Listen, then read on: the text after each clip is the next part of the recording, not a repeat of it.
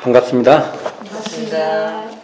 자, 지난 시간에 불교정전 편수 과정을 말씀드렸는데, 불교정전이라는 이름이 대종사님이 의도하신 게 아니다 라는 것을 분명히 말씀드리고 싶고요. 또 불교정전의 편수 과정은 대종사님의 마음껏 할 수 있는 그런 환경이 아니었고, 정말 그 제약 속에서 이게 황도불교화라는 제약, 이게 일본 천황을 중심으로 하는 그다음에 식민지 정책이죠. 이게 불교도 거기에 동조하는 거예요. 불교도 거기에 어찌 보면 거기에 이제 안 좋게 말하면 앞제비죠. 또는 일본 입장에서는 그것을 사상적 근거로 두는 거 아닙니까? 그래 이제 그러한 정책 속에서 대종사님께서 일제의 황도불교적 압박이죠. 그 말은 불법연구회를 이제 없애려고 이제 문 닫게 하려고 하는 것이죠. 그런 와중에 제가 볼 때는 당신의 생명의 사는 명줄을 대종사님께서 당기신 것 같아요. 이렇게 보면 뭐 어떻게 생명줄을 당기냐. 근데 이건 이제 정황상 저는 그렇게밖에 이해가 안 돼요. 정황상 당기셨다. 그렇게까지 그런 환경 속에서도 이 불교 이 당신이 처음에 이름 지었던 정전이라는 이 텍스트를 원 없이 당신 뜻대로 못하지만 그래도 지난 시간에 말했지만 여기가 중심이라고 하면 이만큼이라도 이 가까운 근처까지라도 이렇게 초점을 세우는 거죠. 이렇게 하려고 했던 소태산의 뜻, 그걸 우리가 잘 이해해야 되고, 그것을 결국은 대종사님이 처음에 목적했던 그 포부와 경륜대로 최대한 가깝게 가보려고 또 노력했던 정산종사님께서 하셨던 그 정전 개편의 그 정산종사님의 마음도 우리가 같이 봐야 된다 라고 지난 시간에 말씀을 드렸어요. 불교정전은요, 지난 시간에 제가 빼먹은 것 같은데, 읽는 걸 빼먹은 것 같은데,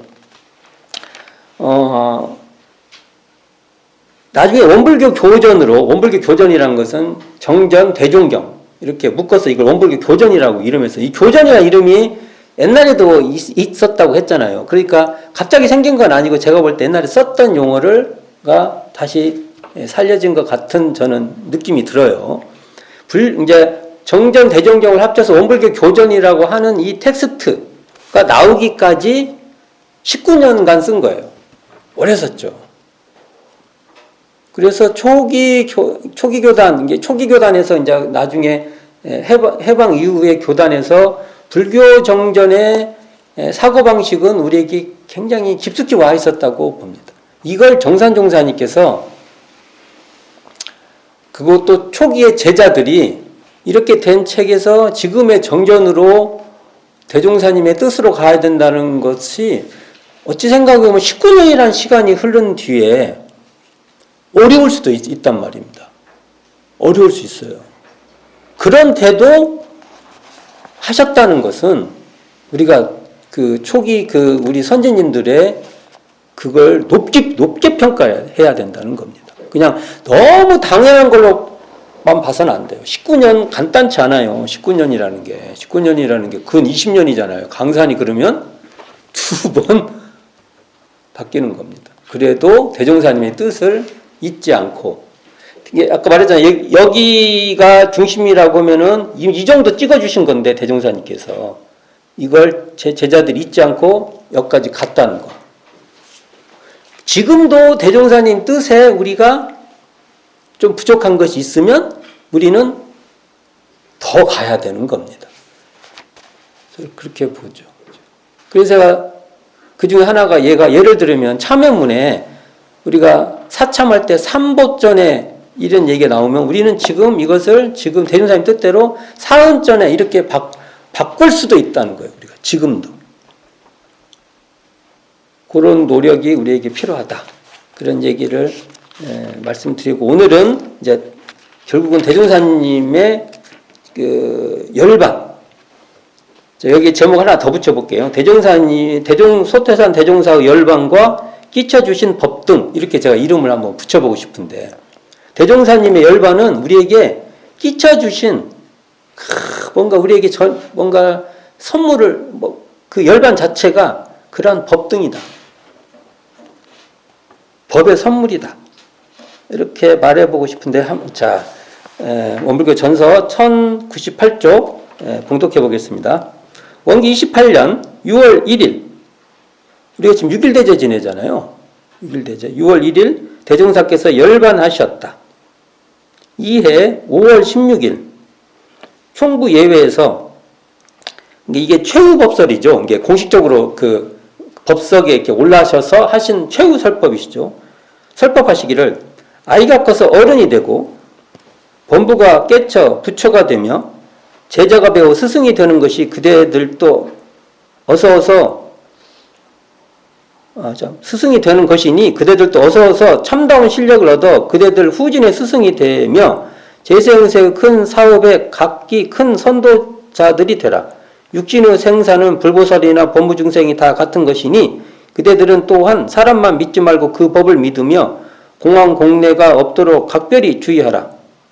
빈술의 공황, 그냥 빈손을 왔다 갔다 하는 거 있죠.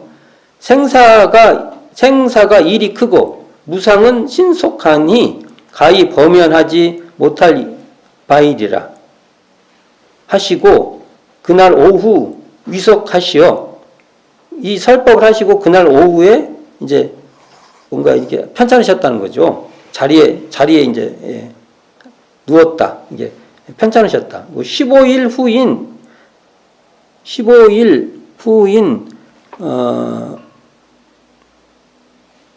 이날 오후 2시 반, 그러니까 15일 후면 이게 6월 1일이 되는 거죠. 이날 오후 2시 반, 대종사님 몇 시에 돌아가셨다고요?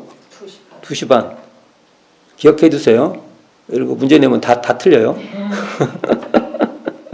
2시 반 거연히 열반하시니 세수 53세요. 우리 그 생물학적 나이로 53세요.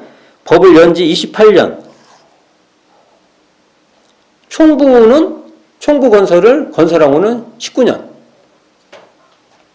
모든 제자의 애통함은 이루 말할 수 없었고, 일반 사회의 그 차탄, 이게 슬퍼한 소리 연하여 마지 아니하였으니 허공법계와 삼남망상이 다 같이 슬퍼하는 기상을 보이었다. 제자들의 눈에는 세상이 다 무너졌대요. 이때 그때 심정들이 있어요.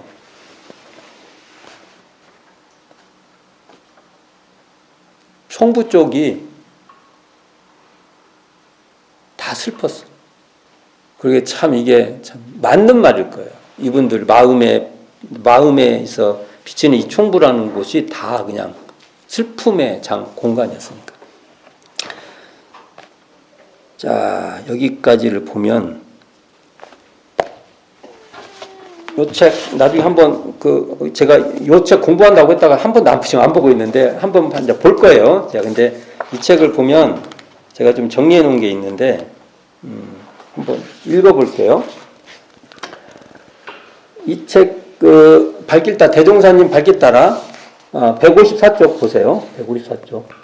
대종사님은 원기 28년 5월 16일 예회를 마친 뒤 조실, 그러니까 그 당대 지금 종법실이에요. 종법실, 지금 종법실이라고 써져 있는 영춘원이라고 하고 종법실이라고 합니다. 그래서 점심 공양하고 상추쌈을 맛있게 드신 후 상추쌈 드셨어요. 대종사님이 이렇게 싸 드시는 거 진짜 좋아하셨어요. 굉장히 소탈하시고 상추새우 막 이렇게 상추 넣고 맛있게 이렇게 드셨대.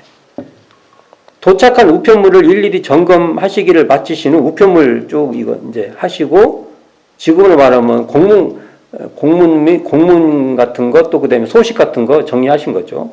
갑자기 복통이 일어나 자리에 눕게 된다. 의사의 진료에도 병사가 호전되지 않자 입원을 권고받게 되고, 제자들의 간곡한 권유에 따라 병원에 안 가시는데 간곡한 권유에 따라 5월 27일 저녁에, 그러니까 16일에 발병해서 27일이면 11일인가요? 그 정도 되죠? 11일 정도 그냥 계신 거예요. 그냥 안 가시고. 이런 거 보면 당신이 병사 아셨던 것 같아요. 근데 이제 제자들이 그러니까 지금 이제 이리병원, 지금 한일 산부인과 지금은 주차장 그 차들 이렇게 지금 이 역전에서 그리 아주 멀진 않아요. 저 가보신 것 같아. 가보셨. 거기에 이제 입원하셔요. 저녁에. 그리고 6월 1일 아들인 큰아들인 박광전 숭사님이 약사발을 들고 와서 드시기를 청하자 글쎄 그거 먹고 나올까 하시며 안락 의자에 앉아 계시다가 쓱 쓰러지십니다. 그리고 나서 2시 30분, 이 책에 제가 1시 30분이나 써놨네. 이 오타야. 이게 2시 30분, 아니 1시 30분 넘은, 아니, 잘 써놨네요. 오후 1시 30분이 넘은 시간이었고, 그게 쓱 쓰러질 시간이. 그리고 2시 30분경에 대명사 열반에 드셨다. 그러니까 쓱 쓰러진 시간이 1시 30분이네요. 잘 써놨네요. 자, 이걸 보면, 제가 이걸 읽을 때마다 대명사님께서 참 제자들 엄청 사랑했구나. 왜 그러냐면요. 아프시다 보니까 제자들 다 이렇게 아프니까 거기 이렇게 시봉 10일간 아마 다들 와서 대명사님 어디가 아프십니까? 그래서 이렇게 시봉 드는 거 있잖아요. 아마 다 했을 거예요. 그리고 5일간 입원하시는 거예요. 그러면 이제 그때 나와요. 왜냐면 이걸 이공주 선지님이나 이런 분들이 기록을 다 해놨어요. 그럼 누가 와서 왔다 가고 이 과정이 다 있어요. 그리고 그 뒤에 또 이제 이 추모담 있잖아요. 그런 걸 다 엮어보면은 그 과정을 거의 다 훤히 알 수 있어요. 부처님의 열반, 대열반경보다 저는 더 열반의 과정이 이건 어마어마한 기록이에요. 그냥 경전이에요. 이거 과정 있잖아요. 써놓으면 이게 경전이 돼야 돼요. 이렇게 아주 대운사님께서 그 편찮으신 과정 속에서 제자들에게 해준 말은 진짜 다 법설이에요. 가능하세요? 되게? 제가 보면 아프신 분이 이렇게 돌아가실 때까지 법설을 하실 수 있냐 이거예요. 읽어보세요. 읽어보시는 정말 법설이에요. 심지어 황희천 선생님이 일본 순사했잖아요. 일본 순사가 뭐냐면요. 불법 연구회를 문 닫게 해주면 너한테 쉽게 말해서 요즘으로 말하면 몇 % 준다 이거예요. 그게 대선생님께 참박 그거 별거 없다. 마지막 말씀이야 그게. 그 소리 얘기 듣고 경찰서에 가니까 이제 그 사이죠. 거기서 뵙고 오는 사이에 오니까 돌아가셨다고. 마지막까지 모든 얘기가 다 법설이에요. 그러니까 제자들에게 저도 저희 부모님이 우리 하는 소리 있죠. 며칠 아프시다가 돌아가시면 좋겠다. 부모 입장이면 그 말이 안 되지. 부모 입장은 바로 돌아가셔야. 안 아프시고 바로 돌아가셔 왔는데 안 아프시고 돌아가시면 너무 서운하다. 대종사님이 이런 것도 보면 너무 평범하셔. 근데 너무 자비로우셔. 제자들을 다 아쉬움 없이. 그리고 그 편찮은 와중에도 했었던 법설은 말씀들은 정말 어마어마한 법설들이란 말입니다. 요게 이제 요 과정이 나오는데 또 읽어볼게요. 자, 6월 6일 오전 10시. 그러면은 이게 어떻게 되냐면요. 6월 1일 날 돌아가시니까 6월 6일은 5일장인 거죠. 6일 오후 10시에 총부 대각전에서 경양각지의 수천 대중과 불교연맹 1위 7종 승려들이 참석한 가운데 장엄한 연결식을 거행하고, 그러니까 한 5일장 하시고 그렇게 된 거죠. 연결식을 하신 거죠. 5일장. 그리고 1위 화장장에서 답의한 후, 지금 1위 화장장이 지금 그 당대에는 금강리라고 했어요. 그래서 대종사님께서 금강산에 수양하러 간다니까 진짜 금강리에 가신 거예요. 말이 맞잖아요. 금강산 수양 가시니까 금강리에 가셨잖아요. 금강. 후 이렇게 이제 답의를 하시면 7월 19일 종제를 마치고 이게 7월 19일이 초제예요, 초제. 자, 이게 6월 1일 날 7월 19일이 초제가 아니라 종제죠. 그러니까 그 6월 7일이 초제죠, 초제.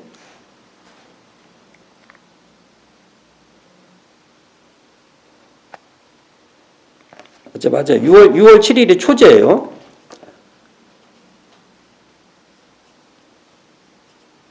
아시잖아요. 부모님이 돌아가시기 다음 주 돌아가시 전날에 초제를 지내요. 그러니까 대종사님께서 6월 1일 날 돌아가셨으니까 일주일 7일이면 6월 8일이 되죠. 하나 빼면 6월 7일이 초제예요. 그리고 그렇게 쭉 계산을 하면은 종제날이 7월 19일 날이 되는 거예요. 이리 시외 묘지. 지금 이리 시외 묘지라는 게 어디냐면은 지금 장자산이라는 곳이에요. 신흥리 장자산 있어요. 지금 거기에 그 수원지 물 옛날에 우리 우리 수도 지금도 거기가 지금은 저기 다른 데서 이리시 물이 오죠. 근데 그런 곳이었죠. 지금 이것도 곧 이제 공개한다는 말이 있는데 지금은 잘 못 들어가요. 거기를 못 들어가고 그런 곳입니다. 이게 자, 왜 이곳에 처음에 매장 거기 지금 계셨냐면은 대종사님께서 이렇게 화장하셨으니까 이제 그 납골이잖아요. 이곳이 뭐냐면 일제가 일본은 그 관습이 돌아가시면은 그 공동묘지에 묻혀요. 그러면 어느 동네는 동네는 어디. 그러니까 우리 여기 북일면 일대는 저기 지금의 장자산 쪽에 가서 대종사님도 그렇고 이 동네에 거주한 사람 거기에 묻혔던 거예요. 그래서 이렇게 된 겁니다. 이게 왜 거기에 묻히셨어 하면은 이 이유 때문에 그걸로 묻히신 거예요. 대중이 다 창왕망조한 가운데 초종 장례는 김태읍이 주례하였고 그 처음에 불교정전 할 때 불교 15사 그 스님이죠. 종제는 총독부 고관들의 존경을 받았던 일본 명승 상야순영이 참여하여 상야순영이 대종사님 그 사상 점검한다고 와가지고 여기 우리 불법 연구에서 냈던 책도 읽어보고 이 사람이 굉장히 호의적인 사람이 돼요. 그 설법 중 흐느낌을 금치 못하였다. 근데 여기서 한 가지 우리가 김태읍 스님하고 상야 순영이라고 하는 이거에 특히 김태읍은 친일 인물로 지금 현재 올라가 있어요. 그래서 우리가 이런 것들도 잘 우리가 이제 해석해내야 돼요. 우리가 도움을 받은 것은 나쁜 건 아니에요. 그러나 그렇다고 해서 김태읍을 우리에게 도움을 줬다고 해서 우리가 그 사람의 가치를 우리에게 도움을 줘서 고마운 거하고 그 사람을 평가하는 것은 구분해야 된다고 봅니다. 근데 교단인 원불교 입장에서는 지금 구분을 잘 못해요. 도움을 받았기 때문에. 도움을 많이 준 사람인데 옆에 사람한테 막 고리대금업자 해서 막 하는데 우리한테 참 잘해줬어. 애매하죠. 그렇다고 우리가 미워하는 것도 안 맞아요. 그렇잖아요. 옆에 사람은 막 고리대금업자고 그러다고 그 사람은 막 어쨌다. 그럴 건 우리 입장에는 아니지만 그렇다고 해서 그 사람을 높게 뭔가 평가할 때 어느 위치에서 평가해야 된다는 겁니다. 이런 이제 우리 고민이 있다고요. 상야순영도 마찬가지고 이 사람은 일본을 위해서 살았던 사람이에요. 그렇잖아요. 우리가. 대종사 장례 행사를 마치고 6월 7일 수의단에서 초창기 이래 수의단 중앙단이었던 정산 송규 법사를 후계 종법사로 추대하고 6월 8일에 그러니까 대종사님이 돌아가시고 일주일이네요. 그런가요? 6월 1일이니까 그 정도죠. 그리고 대종사님 취임식하고 그 다음 날에 새 종법사 취임식을 총부 대각정에서 거행하였다. 그러고 보면 이게 그러니까 이게 보면은 정산종사님을 이렇게 작은 법상 만들어 갖고 대종사님께서 거기에 앉혀서 설법도 하게 하는 것은 그러니까 내 후계자는 너야 이렇게는 대종사님 안 해요. 그러나 대중들에게 그 위상을 올려주는 거죠. 그러니까 정산종사님이 이렇게 바톤을 이어받은 것이 받게 되지 않았나 이런 생각인데 이게 대종사님하고 정산종사님하고 몇 살 차이 같아요? 생각 안 해보셨죠? 9살. 생각보다 차이가 그렇게 많이 나지 않습니다. 자, 여기까지 제가 일단은 말씀을 드리면서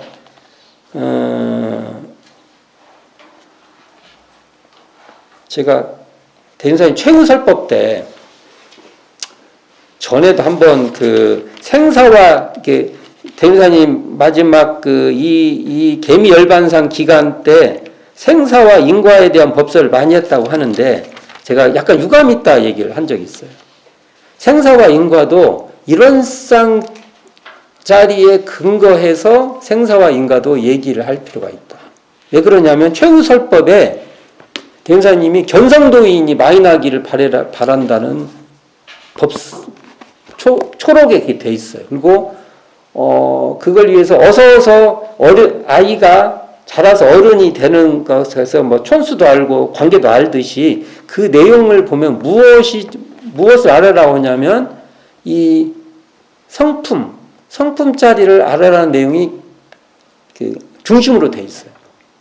그래서 대종사님의 최후의 부탁은 개미열반상을 보여서 부탁한 것은 이런 쌍의 진리에 근거한 생사해탈이 됐던 인과에 통달하게 됐던 또 우리 교리로 말하면 이런 쌍 진리에 근거한 사은사요 사막팔조 이렇게 보는 게 대종사님께서 개미열반상 했을 때 우리에게 마지막 설법으로 주신 뜻이 아닌가 저는 이렇게 해석을 해야 된다고 봅니다. 이게 중요하다고 보고요. 지금 운구행렬을 보면 나중에도 한번 보실 필요가 있지만 대종사님 이제 돌아가시고 대종사님 법구를 지금 영춘원 지금 종법실이라고 되어 있죠. 지금 총부 가시면 종법실 있어요.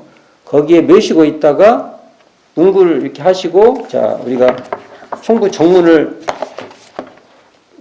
옛날에 총부 정문은 어디라고 봐야 되냐면 지금 청하원에서 지금 전산실 있는 이렇게 약간 반타원형으로 돼 있는 거기 그 공간이 정문이라 생각하면 됩니다. 그러니까 그걸 통과를 해갖고 지금 여기 신동 파출소 거기 보면 길 있죠.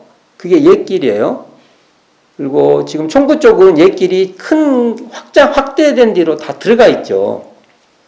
그리고 그쪽 쭉 따라서 거기를 지나서 지금 우리가 옛날에 우리는 비석거리라고 했는데 지금 삼양라면에도 옛길이 좀 남아 있어요. 지금 삼양라면 가는 쪽에 그쪽으로 해서 거가 꽃밭제 거기도 공동묘지였어요. 거기를 지금은 그거 있죠. 원광대학교 도덕교육관인가 교육원인가. 그러니까 지금은 이제 집들이 빽빽 있죠. 근데 옛날 거기 공동묘지였어. 우리가 이제 공동묘지에 살고 있는 거예요. 거기를 지나서 쭉 지금 옛길이 지금도 있어요. 거기 지나서 지금 1위 공고 있는데 지금 북부시장 있죠. 가다가 보면 거기를 옛날에 벽돌막이라고 했어요. 벽돌막. 거기까지가 옛날에 전기가 들어왔대. 전기. 이게 청구도 전기 안 들어왔어요. 대인산이 당대까지. 그러니까 그냥 이렇게 알코올 램프 같은 거 쓰고 이제 그런 겁니다. 그리고 거기를 지나서 지금 그 남중교당에 있는 우리가 남중리 소나무 법설이 있는데 거기를 지나서 쭉 가요. 직진으로 쭉 가면은 대전사거리라고 있어요. 근데 그걸 왜 대전사거리라 하냐면은 옛날에 거기에서 버스가 대전 가는 버스가 쉬어서 대전사거리라고 했던 거예요. 대전에 있는 사거리가 아니고 대전 가는 버스가 타고 내린다고 해서 우리가 보통 대전사거리 하는데 거기서 쭉 올라가면 지금의 그 마동 팥줄소.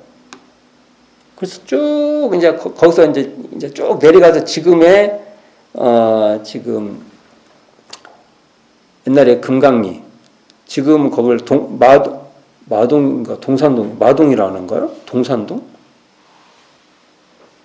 그러니까 그때 금강리 거기 지금 현재 우리가 근데 경기도 현재 지금 우리가 그것 되고 있죠. 지금 아파트 건설 지금 되고 있어요.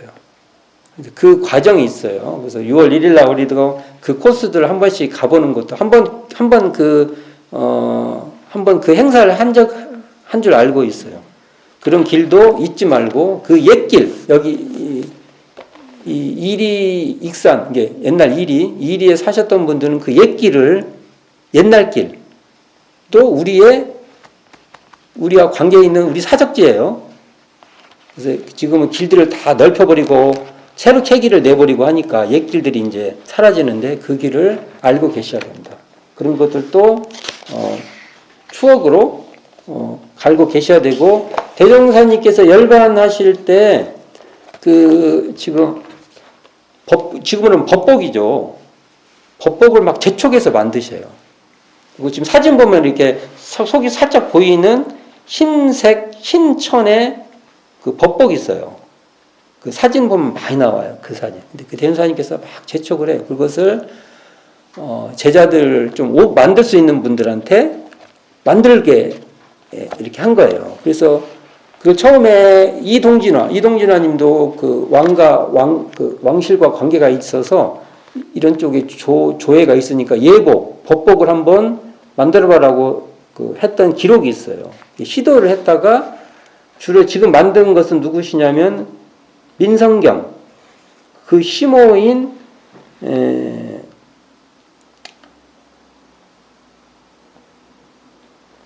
이대교 이분들이 주축이 돼서 지금의 법복이 만들어져요. 그 전통이 지금 우리 그 교무님들이 이렇게 우리 법복 있죠.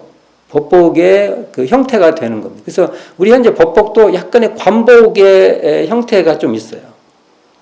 약간 그게 그런 건데 이것도 막 서둘러서 막 했는데 이게 결국은 이 법복이 대종사님 돌아가셔서 우리가 그걸 뭐라고 그러죠? 돌아갔을 때 입는 것을 상복 이게 상복같이 된 거예요. 그런데 이 법복을 행복이라고 했어요. 대종사님께서 행할 행복이라고 했을까? 일단 그냥 한번 그냥 의미 해석을 해본 거예요. 실행해라. 수양력, 연구력, 취사력 이 법을 실행하는 이원 있고 실행해라. 그래서 대종사님 처음 이걸 행복이라고 했대.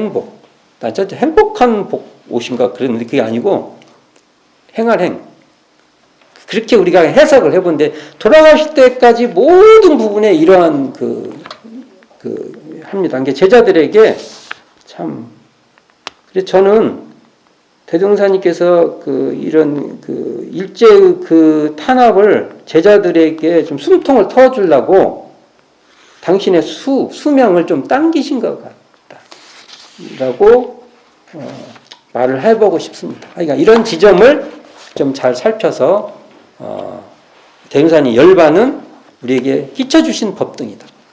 이렇게 이해를 해주셨으면 좋겠습니다. 자, 이상으로 마치도록 하겠습니다.